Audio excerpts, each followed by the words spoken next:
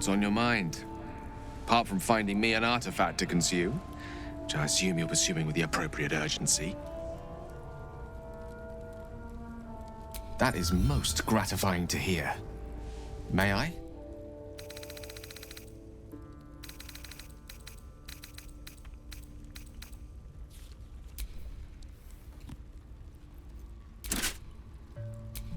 Thank you. Good gods. It hardly has any effect. Oh, Mistra, have mercy on us all. Listen, I need to speak to you, to all of you. It would be unconscionable of me to remain silent. I might just be about to remedy that. You have to know who I was. You have to know who I really am. What I am is a walking shadow of the promise I once held. I'm what one might call a wizard prodigy. Who from an early age could not only control the weave, but compose it. Much like a musician or a poet. Such was my skill that it earned me the attention of the mother of magic herself. The Lady of Mysteries. The goddess Mistra. She revealed herself to me and she became my teacher. In time, she became my muse. And later, even my lover.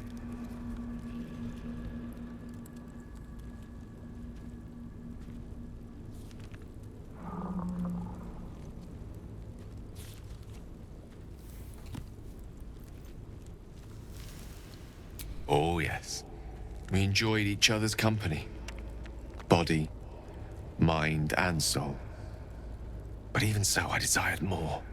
You see, no matter how powerful a wizard we mortals can become, we never scratch more than the surface of the weave. Mistra keeps us in check.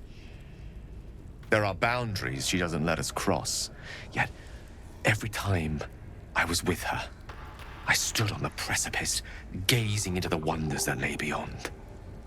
I sought to cross her boundaries. Quite. I tried to convince her. I pouted. I pleaded. Swore my ambition was only to serve her better. She only smiled and told me to be contented. But inconceivable as it seems to me now, I shared a bed with a goddess, and yet I wasn't satisfied. So I sought to prove myself worthy to her instead. We come now to the crux of my folly. Shall I share the story behind it, or would you rather head straight to its sordid finale? Very well. Here goes. Once upon a very long time ago, a mighty lord lived in a tower. A flying tower, to be precise. I'll save his history for another time, but the gist of it is that he sought to usurp the goddess of magic so that he could become a god himself. He almost managed, but not quite. His entire empire, Netheril, came crashing down around him as he turned to stone. The magic that was unleashed that day was phenomenal. Roiling like the prime chaos that outdates creation. Even the weave itself could not withstand the onslaught. It fractured, then shattered, and all magic was lost to the mortal realms, until the day Mistra returned. She restored the weave, reuniting all its scattered shards. Or so I thought. Until, in the course of my studies, I learned of a book. A Netherese tome in which a piece of the fractured weave had been sealed beyond her reach. What if, I thought, what if, after all this time, I could return this lost part of herself to the goddess?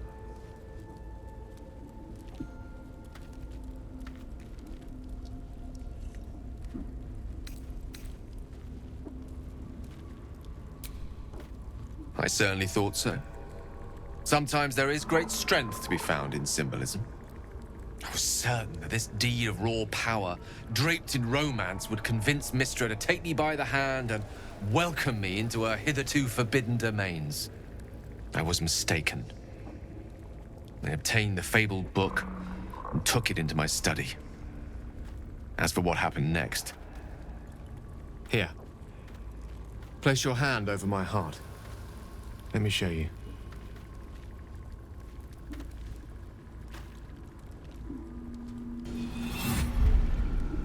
You feel the tadpole quiver as you realize Gale is letting you into the dark. You see through Gale's eyes, staring down the corridors of a dread memory. A book, bound, and suddenly opened. Inside there are no pages, only a swirling mass of blackest weave that pounces. Its teeth, its claws, it's unstoppable as it digs through and becomes part of you. And gods, is it ever hungry.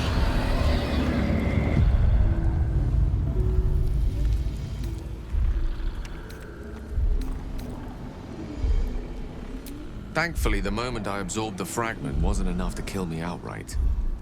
It was only the beginning.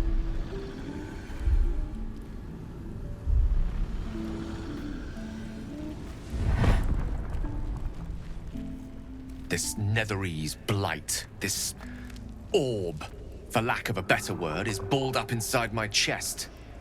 And it needs to be fed. As long as I absorb traces of the weave from potent enough sources, remains quiet. Were it ever to fully destabilize, however.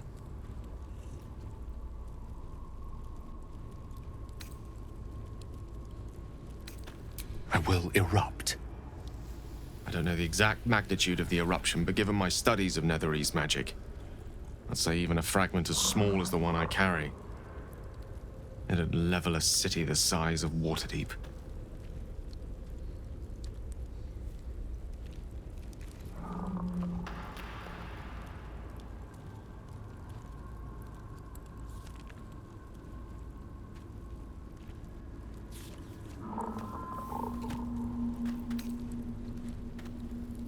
I know.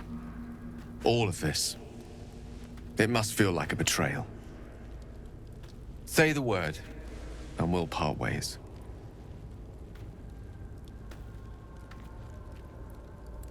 That is a great relief. Oh, a great relief indeed.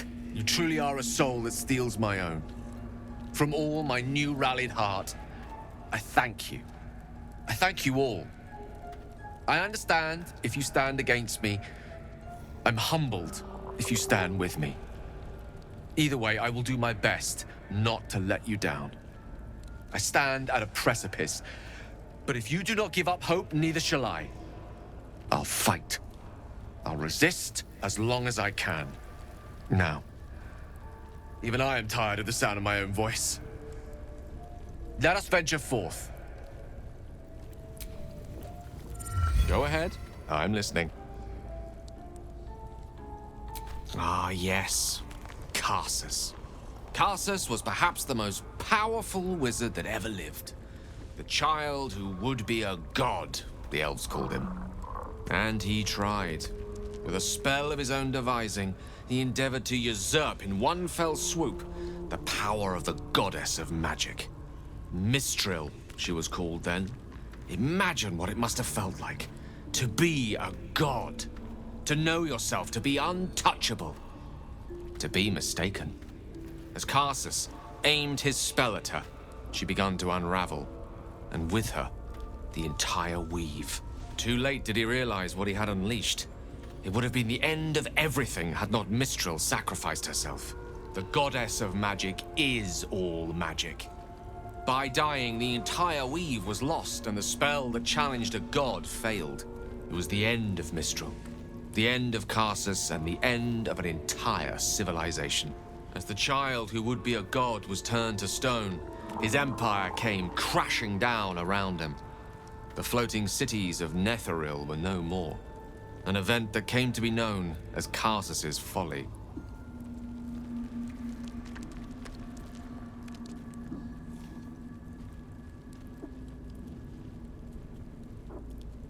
For a spell, Mistral was reborn as Mistra. Upon her return, the weave returned with her. Now, so many centuries later, I try to follow in the footsteps of Karsus. Not to destroy Mistra, but to prove my love for her. I tried to control only a fraction of the magic that was unleashed that fateful day. I merely sought to return one tiny diamond to an imperfect crown. Gale's folly, one might call it. History. Repetition. It's the way things go.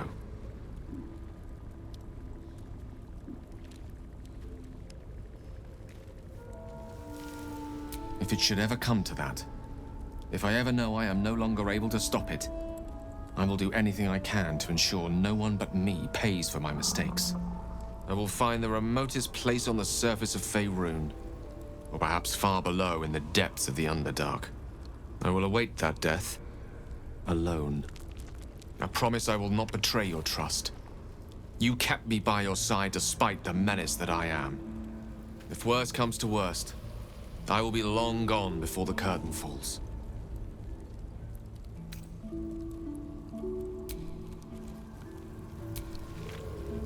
Go ahead. I'm listening.